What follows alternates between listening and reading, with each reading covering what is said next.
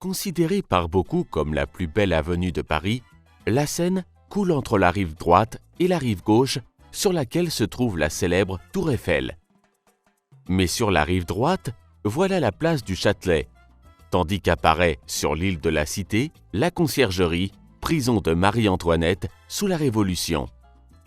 De jour comme de nuit, les croisières en bateau-mouche, voyage merveilleux à travers la capitale, permettent de découvrir les arches tantôt sobres, tantôt sculptées de ces ponts et les quais de Paris, classés par l'UNESCO au patrimoine mondial. Berceau de la ville de Paris, l'île de la Cité a un passé historique prestigieux, comme en témoignent certains monuments célèbres tels que la Sainte-Chapelle ou la cathédrale Notre-Dame. Construite de 1163 à 1330, chef-d'œuvre de l'art gothique français, restaurée au XIXe siècle par Viollet-le-Duc, Notre-Dame est une cathédrale mystérieuse et accueillante à la fois, avec ses 2 tours de 69 mètres, ses innombrables gargouilles, sa galerie des rois et ses 3 portails sculptés. Au sud de Notre-Dame, sur la rive gauche, se trouve le quartier latin. C'est dans ce quartier, près du boulevard Saint-Michel, que Robert de Sorbon fonde au XIIIe siècle un collège de théologie sur l'ordre du roi Saint-Louis. Ce collège, qu'on appellera la Sorbonne, est rétabli et agrandi à la fin du XIXe siècle et devient le principal centre d'enseignement supérieur de France.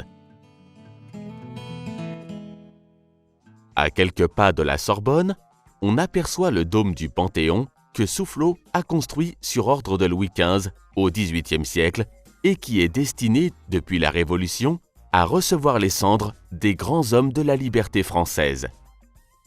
Les philosophes, Voltaire et Rousseau, les écrivains, Victor Hugo et Émile Zola, et le héros de la Résistance, Jean Moulin, y reposent.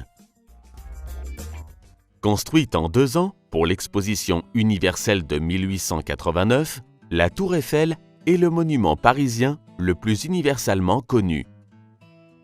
Haute de 324 mètres, avec les émetteurs de radio et télévision, on y voit une belle perspective du Champ de Mars, du Trocadéro, de l'école militaire, et par beau temps, on peut voir jusqu'à 67 km à la ronde. Dans son enthousiasme, l'ingénieur Gustave Eiffel s'était écrié « La France sera la seule nation dont le drapeau aura une hampe de 300 mètres ». En octobre 2014, a été inauguré son nouveau premier étage, entièrement rénové et reposant sur un plancher de verre. Au 2e étage se trouve le célèbre restaurant Jules Verne.